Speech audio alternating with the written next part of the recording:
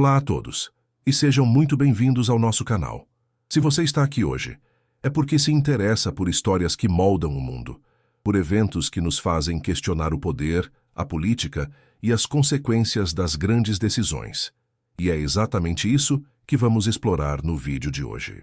Prepare-se para uma jornada profunda e reveladora sobre um dos períodos mais tensos e controversos da política externa americana recente, focando em um país que, por anos, esteve no centro das atenções globais, a Venezuela.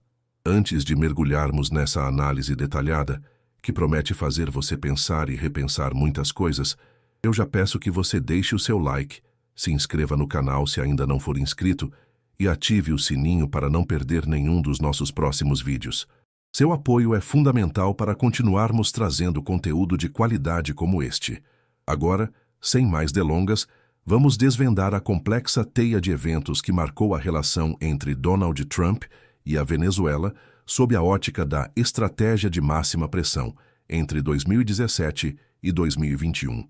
Para entender a fundo a dinâmica entre Donald Trump e a Venezuela, precisamos primeiro compreender quem é Donald Trump e qual era a sua visão de mundo, especialmente no que diz respeito à política externa e, mais especificamente, à América Latina.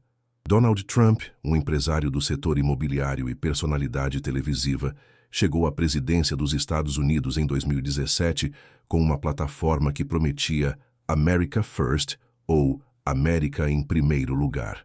Essa filosofia se traduzia em uma abordagem muitas vezes unilateral, cética em relação a acordos multilaterais e focada na proteção dos interesses americanos, tanto econômicos quanto de segurança. Sua retórica era frequentemente direta, por vezes confrontadora, e ele não hesitava em desafiar o status quo diplomático. No contexto da Venezuela, essa visão se manifestou em uma postura de forte oposição ao governo de Nicolás Maduro.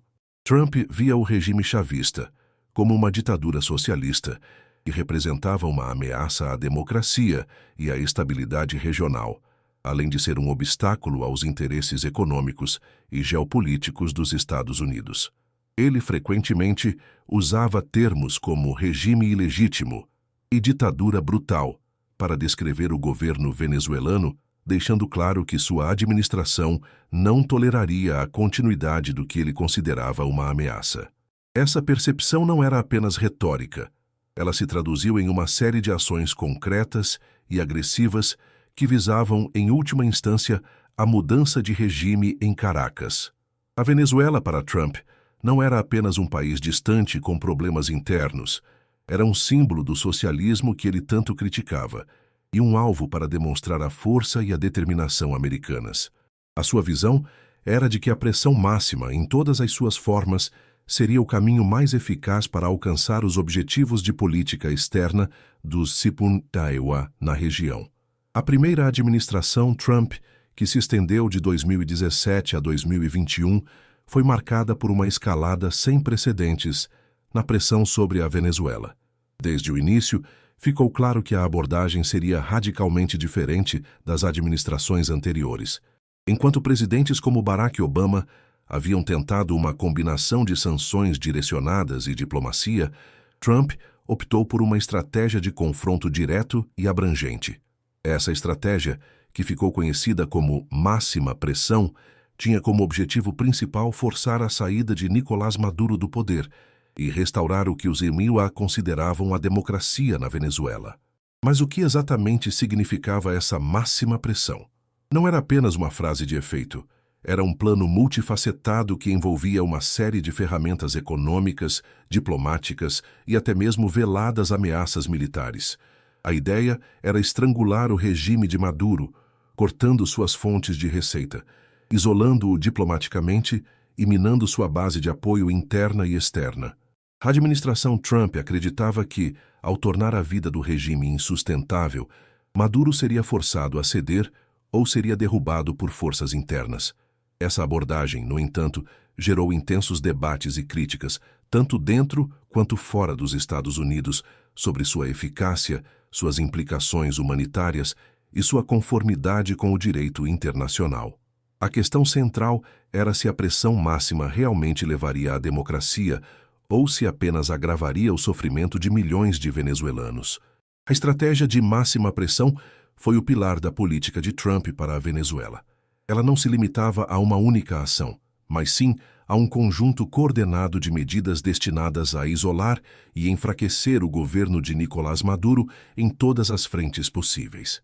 O objetivo era claro: tornar a permanência de Maduro no poder insustentável. Essa estratégia se baseava na premissa de que, ao cortar as fontes de financiamento do regime, ao dificultar suas operações comerciais e financeiras e ao isolá-lo diplomaticamente, a pressão se tornaria tão grande que o governo venezuelano não teria outra opção senão ceder. Mas como essa máxima pressão era aplicada na prática? Ela envolvia uma série de ações que iam desde sanções econômicas abrangentes, que afetavam setores vitais da economia venezuelana, até o apoio explícito a figuras da oposição e a ameaças de intervenção militar, que, embora nunca concretizadas, mantinham uma tensão constante no ar. A administração Trump também utilizou a retórica forte e a diplomacia agressiva para construir uma coalizão internacional contra Maduro, buscando o apoio de países da América Latina e de outras regiões para condenar o regime e apoiar a transição democrática. A ideia era criar um cerco tão apertado que Maduro não teria para onde correr. Essa abordagem, no entanto, levantou questões importantes sobre a soberania dos países, o impacto das sanções na população civil e a eficácia de tais medidas para alcançar os objetivos desejados. Será que a pressão máxima realmente funcionaria como um catalisador para a mudança democrática, ou apenas aprofundaria a crise e o sofrimento do povo venezuelano? Essa era a pergunta que pairava no ar durante todo o período da administração Trump. As sanções econômicas foram, sem dúvida, a ferramenta mais visível e impactante da estratégia de máxima pressão de Donald Trump contra a Venezuela. A administração americana impôs uma série de medidas punitivas que visavam estrangular financeiramente o governo de Nicolás Maduro, cortando suas fontes de receita e dificultando sua capacidade de operar no cenário internacional. Mas quais foram essas sanções e como elas funcionavam? Inicialmente, as sanções começaram de forma mais direcionada, atingindo indivíduos e entidades específicas ligadas ao governo venezuelano, acusados de corrupção, violações de direitos humanos ou narcotráfico. No entanto, com o tempo, a abrangência das sanções aumentou drasticamente, passando a mirar setores inteiros da economia venezuelana, com foco especial na indústria petrolífera, que é a principal fonte de renda do país. Uma das medidas mais significativas foi o bloqueio de ativos do governo venezuelano nos Estados Unidos e a proibição de transações com a PDVSA, a estatal petrolífera venezuelana. Isso significava que a Venezuela não podia mais vender seu petróleo para os EUA, que era seu maior mercado, e tinha dificuldades em receber pagamentos por vendas para outros países, já que muitas transações financeiras internacionais passam pelo sistema bancário americano. Além disso, foram impostas sanções secundárias, que ameaçavam punir empresas e países que continuassem a fazer negócios com a PDVSA ou com o governo venezuelano. Isso criou um ambiente de medo e incerteza, levando muitas empresas a se afastarem da Venezuela para evitar retaliações americanas. Outras sanções incluíram o bloqueio de ouro venezuelano, que impedia o governo de usar suas reservas de ouro para obter liquidez, e restrições ao acesso do país a mercados financeiros internacionais, dificultando a obtenção de empréstimos e investimentos. A administração Trump também impôs sanções a empresas estrangeiras, como a russa Rosneft, por suas operações na Venezuela, e até mesmo a empresas de criptomoedas que pudessem ser usadas para contornar as restrições. O objetivo era criar um isolamento financeiro e econômico tão completo que o regime de Maduro não teria como se sustentar. A lógica por trás dessas sanções era que, ao privar o governo de recursos, ele não conseguiria pagar seus funcionários, manter suas forças de segurança ou financiar seus programas sociais, o que, por sua vez, levaria a um colapso interno e à queda de Maduro. Mas será que essa estratégia, tão abrangente e agressiva, realmente alcançaria seus objetivos sem causar um sofrimento desproporcional à população venezuelana? Essa era uma questão complexa e profundamente divisiva, com defensores argumentando a necessidade de pressionar um regime autoritário e críticos apontando para as consequências humanitárias devastadoras.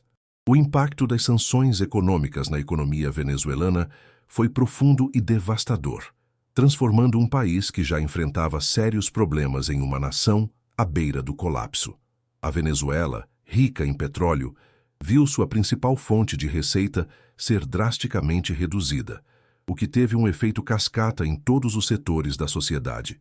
Antes mesmo das sanções mais severas de Trump, a economia venezuelana já estava em declínio devido a anos de má gestão, corrupção e queda nos preços do petróleo. No entanto, as sanções americanas aceleraram e aprofundaram essa crise de forma dramática.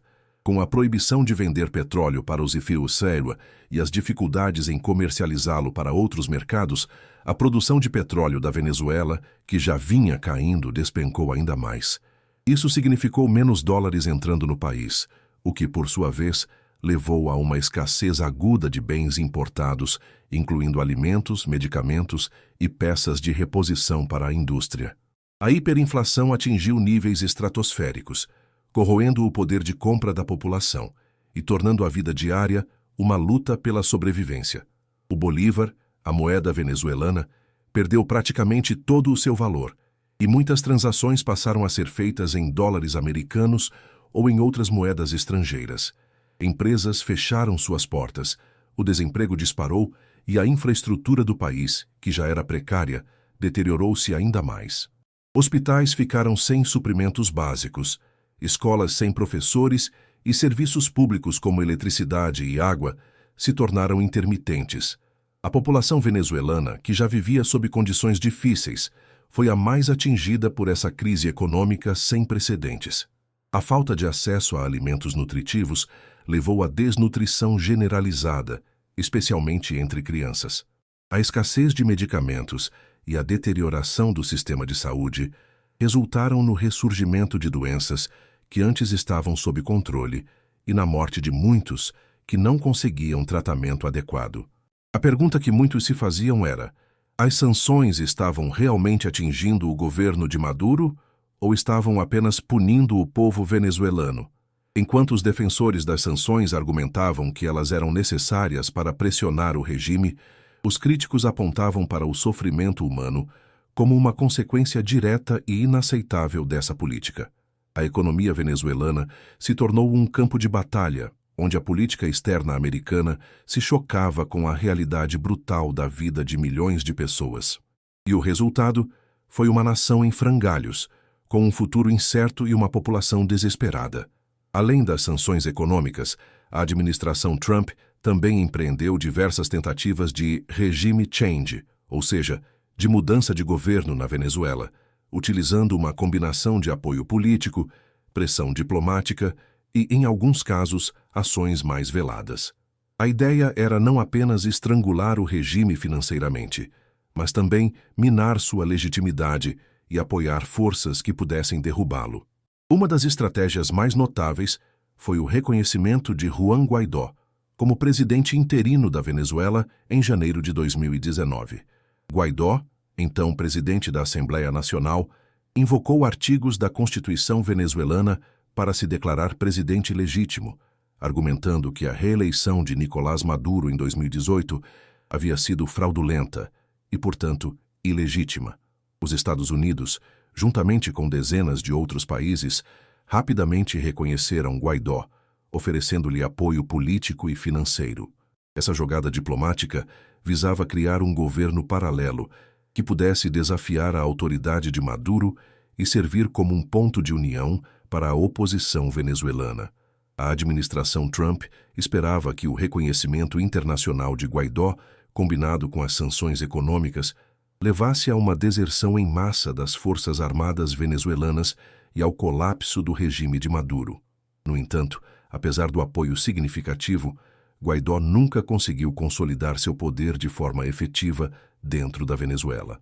Maduro manteve o controle das instituições estatais, incluindo as Forças Armadas, e a tentativa de transição de poder através de Guaidó acabou se mostrando ineficaz para derrubar o regime. O reconhecimento de Juan Guaidó como presidente interino da Venezuela foi um movimento ousado e sem precedentes na política externa americana. Em janeiro de 2019, em meio a uma profunda crise política e econômica na Venezuela, Juan Guaidó, então presidente da Assembleia Nacional, declarou-se presidente interino do país, invocando artigos da Constituição venezuelana que prevêem a assunção do poder em caso de vacância da presidência. A administração Trump, que já vinha criticando duramente o governo de Nicolás Maduro e considerando sua reeleição em 2018 como ilegítima, rapidamente reconheceu Guaidó como o líder legítimo da Venezuela. Essa decisão foi seguida por dezenas de outros países, principalmente na América Latina e na Europa, que também retiraram seu reconhecimento a Maduro e apoiaram a transição democrática proposta por Guaidó. Mas qual era a lógica por trás desse reconhecimento e o que se esperava dele? A ideia era criar um governo paralelo, uma figura de autoridade que pudesse unificar a oposição venezuelana e servir como um catalisador para a mudança de regime. Os Estados Unidos e seus aliados esperavam que o reconhecimento internacional de Guaidó, combinado com as sanções econômicas e a pressão diplomática, levasse a uma deserção em massa das forças armadas venezuelanas e ao colapso do regime de Maduro. Acreditava-se que, ao dar legitimidade a Guaidó, ele teria a autoridade necessária para negociar uma transição pacífica e convocar novas eleições. A administração Trump ofereceu apoio financeiro e logístico a Guaidó, e o então secretário de Estado, Mike Pompeo, e outros altos funcionários americanos se reuniram frequentemente com ele, demonstrando um forte compromisso com sua causa.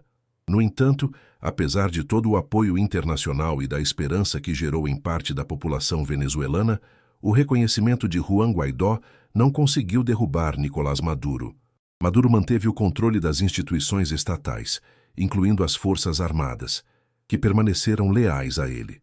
As tentativas de Guaidó de mobilizar as ruas e de incitar uma rebelião militar não obtiveram sucesso, e sua influência dentro da Venezuela diminuiu gradualmente ao longo do tempo.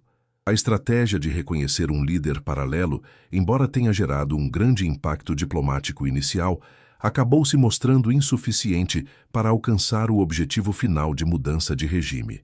Isso levantou questões sobre a eficácia de tais táticas e sobre a capacidade da comunidade internacional de influenciar a política interna de um país sem uma intervenção mais direta, que no caso da Venezuela foi repetidamente ameaçada, mas nunca concretizada.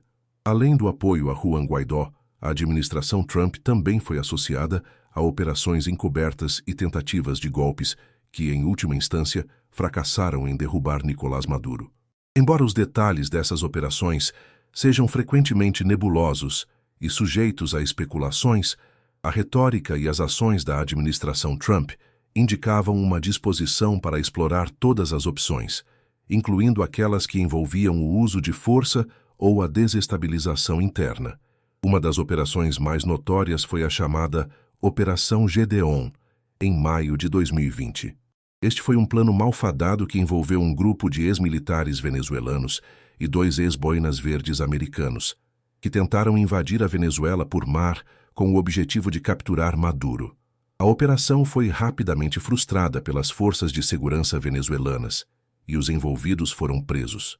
Embora a administração Trump tenha negado qualquer envolvimento direto, a presença de cidadãos americanos e o histórico de retórica agressiva levantaram muitas perguntas sobre o grau de conhecimento ou apoio que a operação poderia ter tido de elementos dentro do governo dos Issimeiwa. Além disso, houve relatos de que a CIA e outras agências de inteligência americanas estariam envolvidas em esforços para desestabilizar o governo de Maduro, incluindo o apoio a grupos de oposição e a coleta de informações sobre vulnerabilidades do regime. Essas operações, no entanto, não conseguiram gerar o efeito desejado de derrubar Maduro. As Forças Armadas venezuelanas, apesar de algumas deserções e sinais de descontentamento, permaneceram em grande parte leais ao governo, e as tentativas de levantes militares foram rapidamente contidas. A falta de sucesso dessas operações levantou questões sobre a inteligência por trás delas, a capacidade de execução e a subestimação da resiliência do regime de Maduro. O fracasso dessas tentativas de golpe e operações encobertas demonstrou a dificuldade de forçar uma mudança de regime em um país com um aparato de segurança leal e um governo determinado a se manter no poder, mesmo diante de uma pressão externa intensa. Isso também gerou críticas sobre a ética e a legalidade de tais ações e sobre o risco de desestabilizar ainda mais uma região já volátil. Enquanto a política de máxima pressão se desenrolava no cenário político e econômico, a Venezuela vivia uma das maiores crises humanitárias e migratórias da história recente da América Latina. O êxodo de refugiados venezuelanos se tornou um fenômeno global, com milhões de pessoas deixando o país em busca de melhores condições de vida, segurança e oportunidades. A crise econômica, agravada pelas sanções e pela má gestão interna, tornou a vida insustentável para grande parte da população. A falta de alimentos, medicamentos, empregos e serviços básicos levou milhões de venezuelanos a tomar a difícil decisão de abandonar suas casas e suas famílias. Eles partiram a pé, de ônibus, em embarcações precárias, atravessando fronteiras terrestres e marítimas em busca de refúgio em países vizinhos como Colômbia, Peru, Equador, Chile e Brasil, e até mesmo em nações mais distantes. As imagens de famílias inteiras caminhando por dias a fio, carregando seus poucos pertences, com crianças e idosos, chocaram o mundo. A Colômbia, em particular, recebeu o maior número de migrantes venezuelanos, enfrentando um desafio humanitário e logístico imenso para abrigar e integrar essas pessoas. Os países receptores, embora tenham demonstrado solidariedade em muitos casos, também enfrentaram suas próprias dificuldades econômicas e sociais para lidar com o fluxo massivo de pessoas. O êxodo venezuelano não foi apenas uma questão de números, foi uma tragédia humana em larga escala, com histórias de separação familiar, exploração, xenofobia e dificuldades extremas. Muitos migrantes e refugiados viviam em condições precárias, sem acesso à moradia digna, saúde ou educação, e eram vulneráveis a redes de tráfico humano e exploração. A comunidade internacional, incluindo agências da ONU e organizações não governamentais, mobilizou-se para prestar assistência humanitária, mas a escala da crise era tão grande que os recursos eram sempre insuficientes. A questão que se impunha era se as sanções americanas, ao agravar a crise econômica, estavam contribuindo para esse êxodo massivo e para o sofrimento da população. Enquanto alguns argumentavam que a culpa era exclusiva do regime de Maduro, outros apontavam para o papel das sanções em acelerar a deterioração das condições de vida e forçar as pessoas a fugir. O êxodo de refugiados venezuelanos se tornou um lembrete doloroso das consequências humanas das políticas de máxima pressão e da complexidade de tentar resolver uma crise política sem considerar o impacto direto na vida das pessoas comuns. A crise humanitária na Venezuela, que já era grave antes da administração Trump, foi significativamente agravada durante o período da máxima pressão entre 2017 e 2021. A combinação de má gestão interna, corrupção e as sanções econômicas americanas criou um cenário de sofrimento generalizado para a população venezuelana. A escassez de alimentos se tornou uma realidade diária para milhões de pessoas. Supermercados vazios, preços exorbitantes e a falta de poder de compra levaram à desnutrição crônica, especialmente entre crianças e idosos.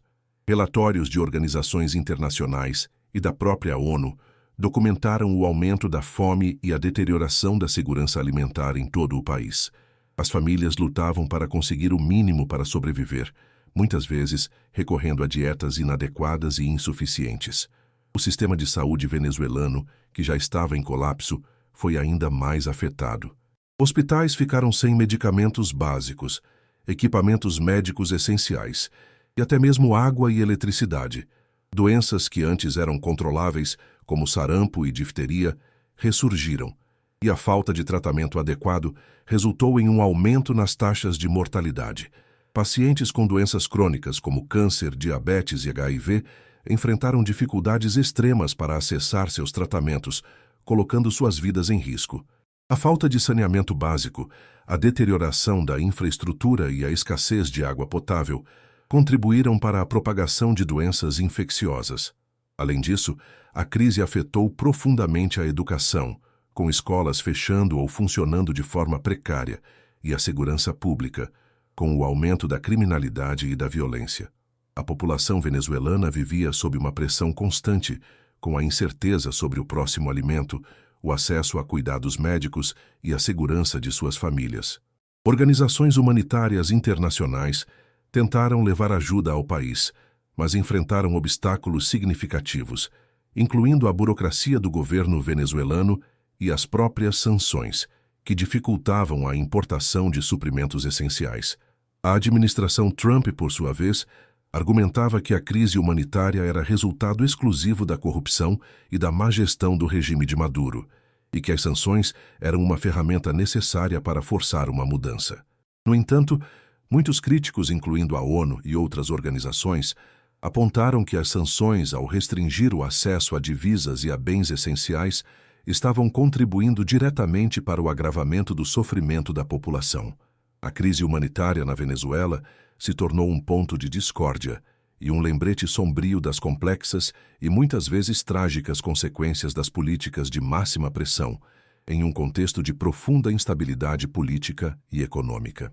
Apesar de toda a pressão, das sanções econômicas devastadoras, do apoio a Juan Guaidó e das tentativas de golpe, Nicolás Maduro permaneceu no poder na Venezuela ao longo de toda a primeira administração Trump, 2017-2021. Essa resiliência do regime chavista surpreendeu muitos analistas e levantou questões importantes sobre a eficácia da estratégia de máxima pressão. Mas por que Maduro conseguiu se manter? Vários fatores contribuíram para a sua permanência. Em primeiro lugar, o controle das Forças Armadas foi crucial. Apesar de algumas deserções e rumores de descontentamento, a cúpula militar venezuelana permaneceu leal a Maduro. Essa lealdade foi garantida por uma combinação de privilégios, controle sobre setores estratégicos da economia e possivelmente o medo de retaliação em caso de traição. Sem o apoio militar, qualquer tentativa de golpe ou levante popular teria poucas chances de sucesso. Em segundo lugar, o regime de Maduro demonstrou uma notável capacidade de adaptação e resiliência diante das sanções. Ele buscou novas fontes de receita e parcerias comerciais com países como China, Rússia, Irã e Turquia, que não aderiram às sanções americanas. Essas nações forneceram apoio financeiro, tecnológico e militar, ajudando a Venezuela a contornar parte do bloqueio econômico. Além disso, o governo venezuelano desenvolveu mecanismos para operar em uma economia de guerra, utilizando mercados paralelos e redes informais para obter bens e serviços essenciais. Em terceiro lugar, a oposição venezuelana, embora numerosa e com apoio internacional, estava profundamente fragmentada e dividida. As diferentes facções da oposição muitas vezes não conseguiam se unir em torno de uma estratégia comum, e a figura de Juan Guaidó, embora inicialmente promissora, perdeu força e credibilidade ao longo do tempo. A falta de uma alternativa unificada e convincente facilitou a permanência de Maduro. Em quarto lugar, o regime de Maduro utilizou táticas de repressão e controle social para silenciar a dissidência interna. Ações contra manifestantes, prisões de líderes da oposição e o controle da mídia foram ferramentas usadas para manter a ordem e evitar levantes populares. A população, já exausta pela crise econômica e humanitária, muitas vezes se via sem energia ou organização para desafiar o governo de forma eficaz. Por fim, a própria natureza das sanções e da estratégia de máxima pressão gerou um efeito de união em torno da bandeira em alguns setores da sociedade venezuelana. O governo de Maduro conseguiu capitalizar a narrativa de que a Venezuela estava sendo atacada por uma potência estrangeira, usando o discurso anti-imperialista para consolidar sua base de apoio e justificar as dificuldades econômicas como resultado da agressão externa. A permanência de Maduro no poder, apesar de toda a pressão, demonstrou a complexidade de forçar uma mudança de regime em um país soberano e levantou sérias dúvidas sobre a eficácia de estratégias que dependem exclusivamente de sanções e apoio a figuras da oposição sem uma intervenção mais direta, que no caso da Venezuela nunca se concretizou. Para entender a política de Trump na Venezuela, é útil compará-la com outras intervenções americanas na América Latina e em outras partes do mundo. A história dos Estados Unidos é pontuada por momentos em que Washington buscou influenciar ou derrubar governos que considerava hostis aos seus interesses ou à democracia. No século XX, a América Latina foi frequentemente palco de intervenções americanas, muitas vezes sob a justificativa de combater o comunismo ou proteger interesses econômicos. Exemplos incluem o apoio a golpes militares na Guatemala, em 1954, no Chile, em 1973, e a invasão do Panamá, em 1989, para derrubar Manuel Noriega. Em muitos desses casos, os IPUR utilizaram uma combinação de apoio a forças de oposição, sanções econômicas e, em alguns momentos, intervenção militar direta ou indireta. A estratégia de máxima pressão de Trump na Venezuela compartilhava algumas semelhanças com esses precedentes históricos. A retórica antissocialista, o apoio a uma figura de oposição, Guaidó, as sanções econômicas e as ameaças de intervenção militar ecoavam táticas usadas no passado. No entanto, havia também diferenças importantes. A intervenção militar direta, que foi uma característica de algumas operações anteriores, nunca se concretizou na Venezuela sob Trump, apesar das repetidas ameaças. Isso pode ser atribuído a uma série de fatores, incluindo a complexidade logística de uma invasão, o risco de uma guerra prolongada e a oposição de parte da comunidade internacional e até mesmo de setores dentro dos ISMUSEUA.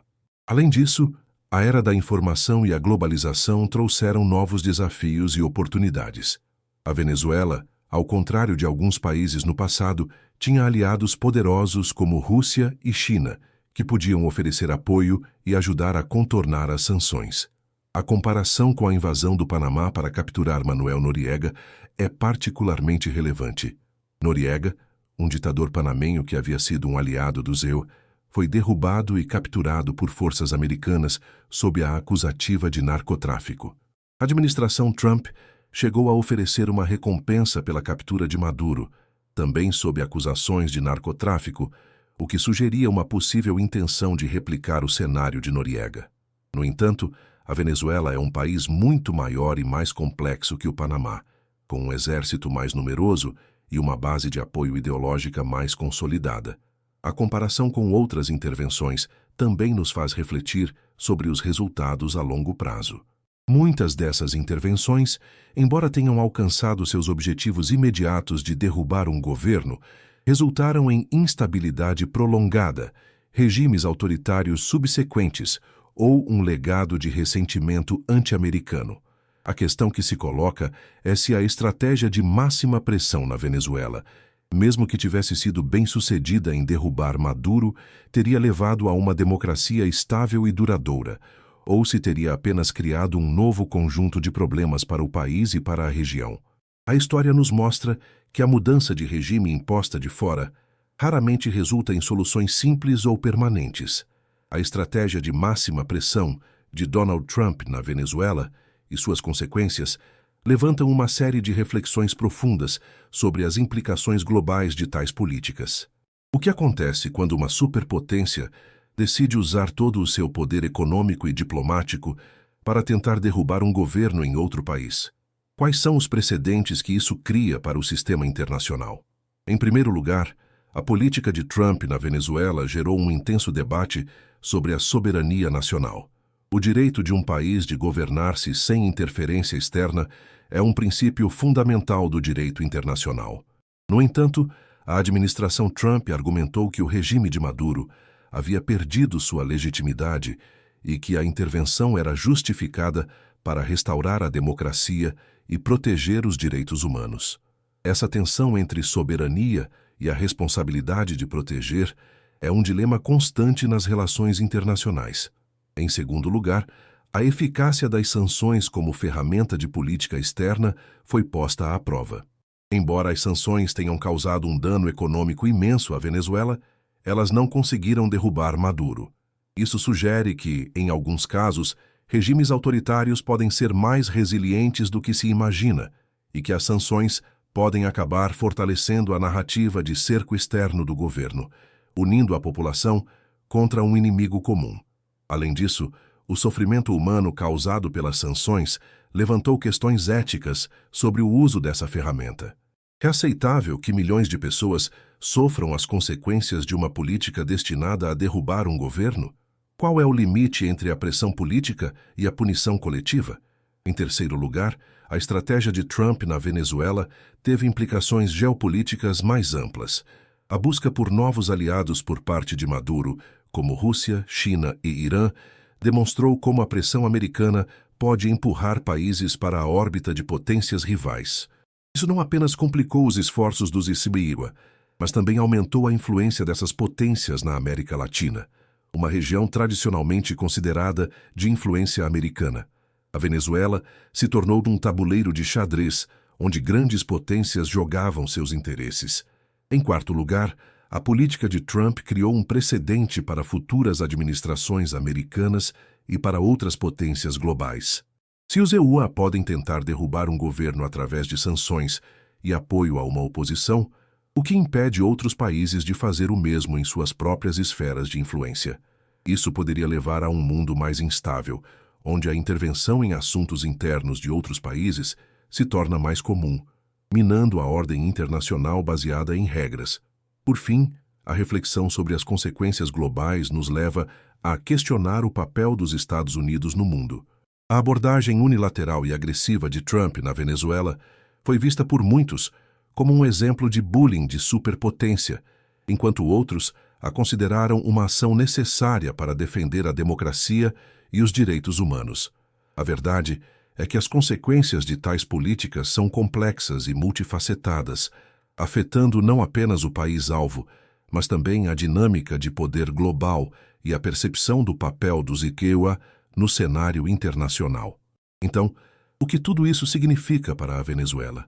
A estratégia de máxima pressão da administração Trump, que se estendeu de 2017 a 2021, deixou um legado complexo e duradouro para o país sul-americano.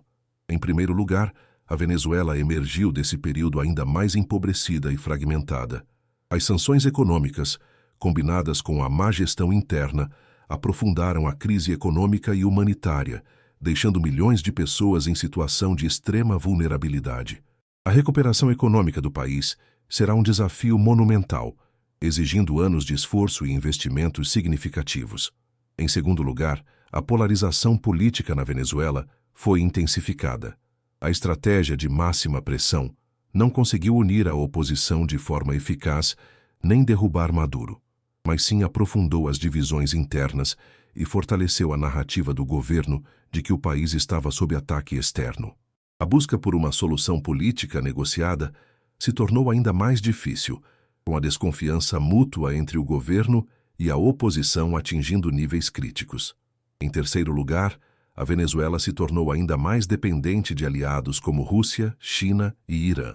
A pressão americana empurrou o país para a órbita dessas potências, que viram na Venezuela uma oportunidade de expandir sua influência na América Latina e desafiar a hegemonia dos Issenfernaira. Essa nova dinâmica geopolítica terá implicações a longo prazo para a soberania e a autonomia da Venezuela. Em quarto lugar, a crise migratória e humanitária continua sendo um desafio imenso. Milhões de venezuelanos permanecem fora do país, e aqueles que ficaram enfrentam condições de vida precárias. A reconstrução social e a cura das feridas deixadas por anos de crise exigirão um esforço coordenado e um compromisso de longo prazo. Por fim, a experiência da Venezuela sob a máxima pressão de Trump serve como um estudo de caso complexo sobre os limites e as consequências da política externa de uma superpotência.